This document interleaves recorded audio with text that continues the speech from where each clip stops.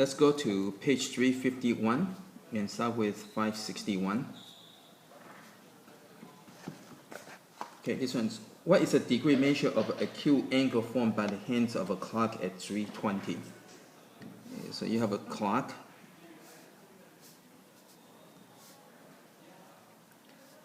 So 3:20, the short hand is going to be about right over here, and the long hand is going to be right over here. Okay, so to do this one, let's go and figure out the degrees per hour. So for the hour hand, 360 for one circle divided by 12 hours. So this is equal to 30 degrees per hour. For the minute hand, it would be 360 degrees divided by 60 minutes. So this gives you 6 degrees per minute. Okay, so now let's go and figure out the position of each one. So at 3:20, so that's equal to 3 1/3 hours. So for the hour hand,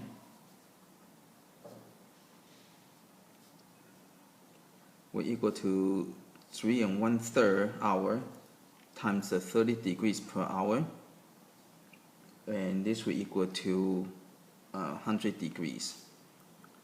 For the minute hand, we're equal to the 20 minutes times by the 6 degrees per minute. This will equal to 120 degrees position.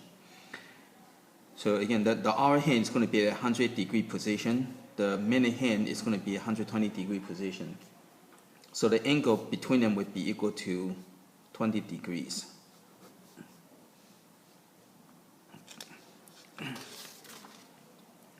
Okay, let's go to the next one.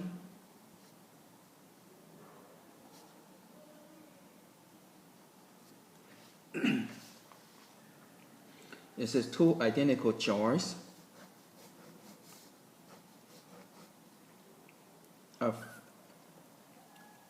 are filled with the alcohol solution.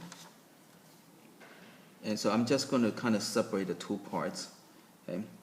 So the first one, the ratio is, this is P, and the water is 1. Okay, so the volume of the alcohol to the volume of water being P to 1, and this is Q to 1. So this one, the ratio is P to 1, and this is Q to 1. Now, whenever you deal with ratio, you need to put in a multiplier. Okay. So the volume for this whole thing will equal to P plus 1 times the X. So X is a multiplier. Again, this is just the ratio. This is not the actual amount. Okay. And so same thing with over here. The V will equal to Q plus 1. So that's the alcohol plus the water, the ratio, times by the multiplier to get the actual volume. Okay. So from here, the multiplier would be equal to V over P plus 1. Over here, the multiplier would be equal to V over Q plus 1.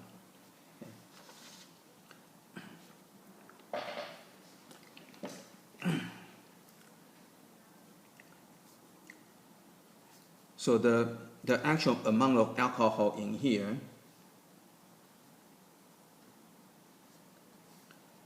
would be Px.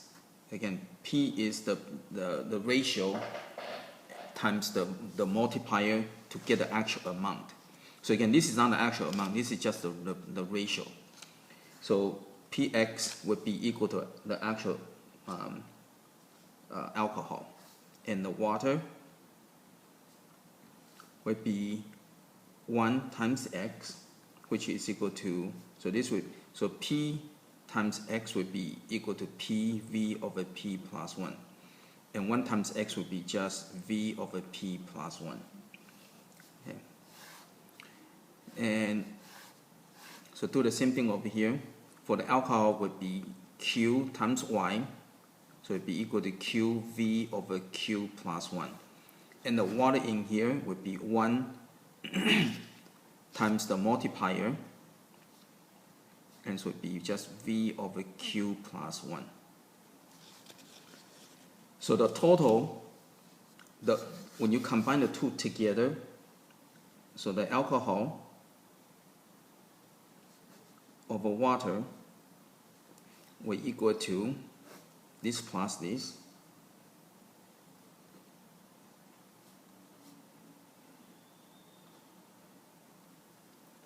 over the water, which is V over P plus 1 plus V over Q plus 1. And then from here, to simplify the complex fraction, multiply everything by P plus 1 and Q plus 1. Okay, so again, that's how you simplify the complex fraction. So this will cancel out. So you got PV over Q plus 1 plus this one, this will cancel out. So it'd be QV times P plus 1. On the bottom, this will cancel out. So you get Q plus 1 plus P plus 1. And then after that, let's go and multiply up, and there's a V. The next step is go and cancel all the V. Notice everything has a V, so go and cancel the V. So you got P times Q plus 1 plus Q times P plus 1 equal to Q plus 1 plus P plus 1. So next step is go and get rid of all the parentheses. So you got PQ plus P plus PQ plus Q over P plus Q plus 2. And this will equal to, let's see, okay, you got P and PQ over here. So you got P plus Q plus 2 PQ over P plus Q plus 2. And that's it. Okay, let's go to the next one.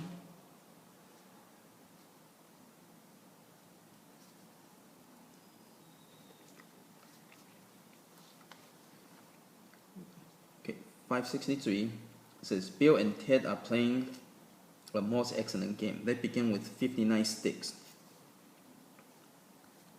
Okay, so you got all these sticks. Okay. And each in turn take at least 1, but no more than 5 sticks. Okay, so you're going to take 1 through 5 sticks. If Bill goes first, how many sticks will he take to ensure the winning?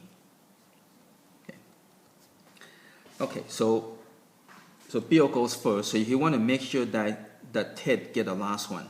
So this would be for Ted. Okay. So what you need to do is group into group of 6. Okay. So 2, 4, 6. The reason you have to group into group of 6 is so that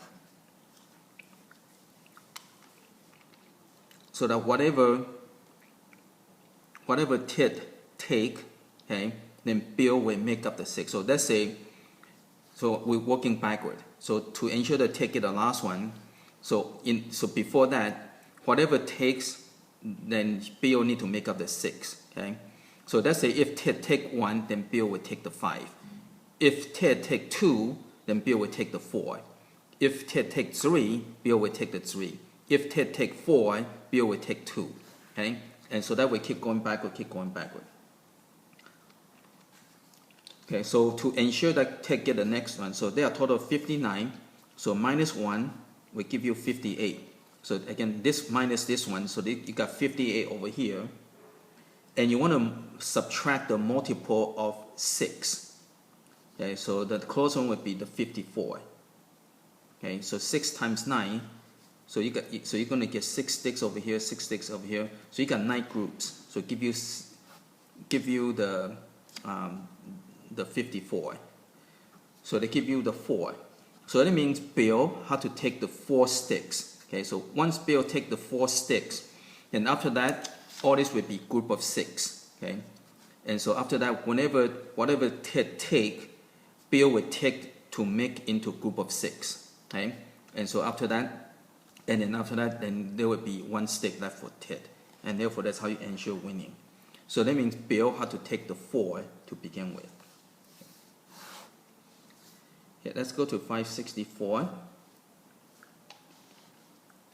It says, if the fence posts are 2 feet apart, how many posts are needed to enclose a rectangular field which are length of 20 feet and 12 feet?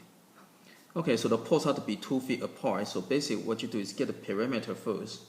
So the perimeter would be equal to 20 plus 12 plus 20 plus 12. So the perimeter equal to 64.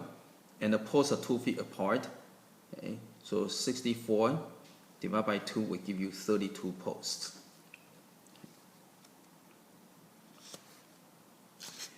Okay, let's go to the next one.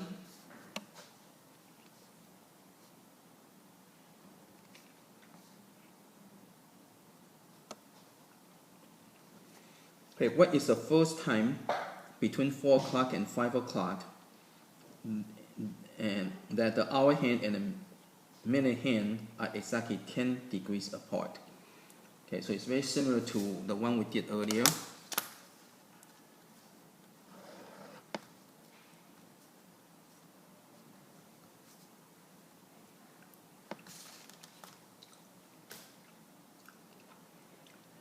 Okay, so between 4 and 5 o'clock, so that means the hour hand is going to be somewhere over here. And so you want to get 10 degrees, so this is going to be somewhere over here. Okay, so you can do like what we did earlier. So the hour hand would be 360 degrees for the circle divided by 12, so this will equal to 30 degrees per hour. And if you times by 60, so this will equal to 1/2 degree per minute. Okay. And for the minute hand, would be 360 divided by 60, so equal to 6 degrees per minute. So now we're going to work in the position. Okay. So let's do the hour hand first. Okay, so for the hour hand would be 120 degrees because this is remember each number is 30 degrees, right? So at 4 o'clock it's already 120 degrees already, plus 1/2 degree times number of minutes. So x is number of minutes, okay? And this will equal to 6 degrees per minute times number of minutes plus 10 degrees, plus 10. The reason you have to plus 10 because right now the minute hand is right over here, okay? And so you have to plus 10 to equal to the hour hand. Okay? Another possibility is down here, but you're talking about the first occurrence, right? So it had to be, so that means the minute hand had to be before the hour hand. Okay, so now all you have to do is work it out. So 120 plus 1/2 x equal to 6x plus 10. So minus 10, and plus 1/2 x plus 1/2 x. So 110 is equal to, this would be 11 over 2x. So multiplied by 2 over 11, multiplied by 2 over 11. So this will cancel out, so it will be 20 equal to x. So if x equal to 20, that means the time would be 4:20.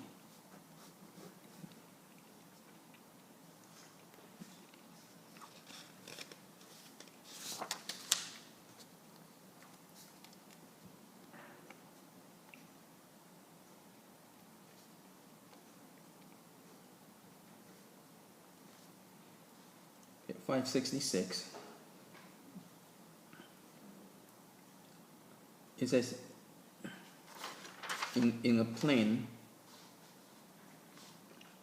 4 distinct lines intersect the interior of a circle, forming region within the circle.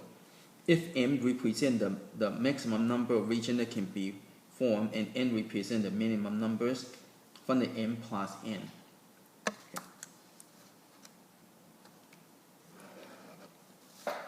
Okay, so you got circle and you got 4 lines. And you're going to find the maximum region and minimum region. Okay, the minimum region would be when you have no intersection. So you got 4 lines. You got 1, 2, 3, 4, 5. Okay, so with no intersection, then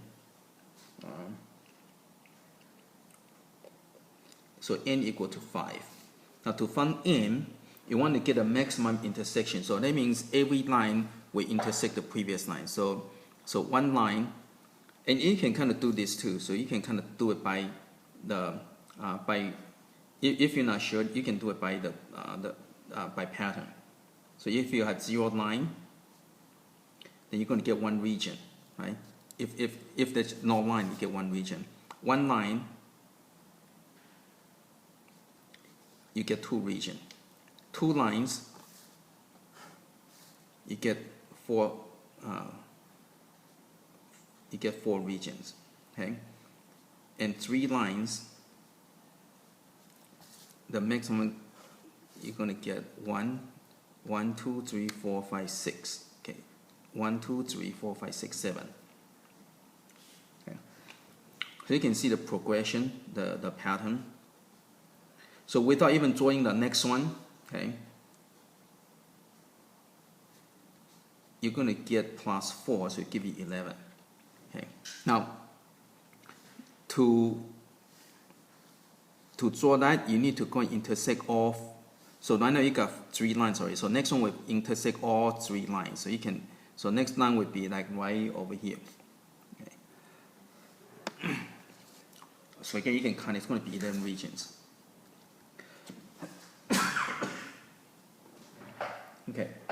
So in this case, the total, the M plus N, will equal to 5 plus 11, so equal to 16.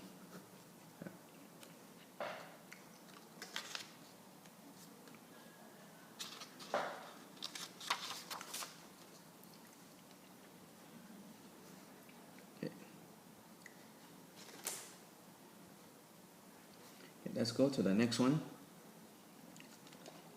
It says given that 2 over x is equal to y over 3 equal to x over y, you're looking for x cubed.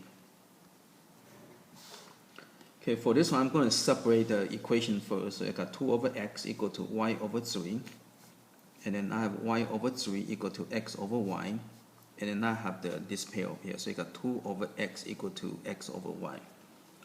So by looking at that, okay, let's go and get rid of the fraction. So let's go and cross multiply. So I got xy equal to 6. This one cross multiply, I get 3x equal to y squared.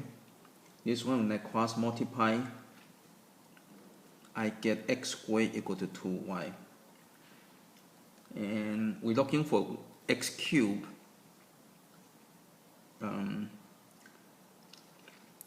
I'm going to put this over here and I'm going to multiply. So I got x squared equal to 2y. So put this over here, and then you go and multiply both sides. So you got x cubed y equal to 12y, and so the y will cancel out. So x cubed equal to 12, and that's it.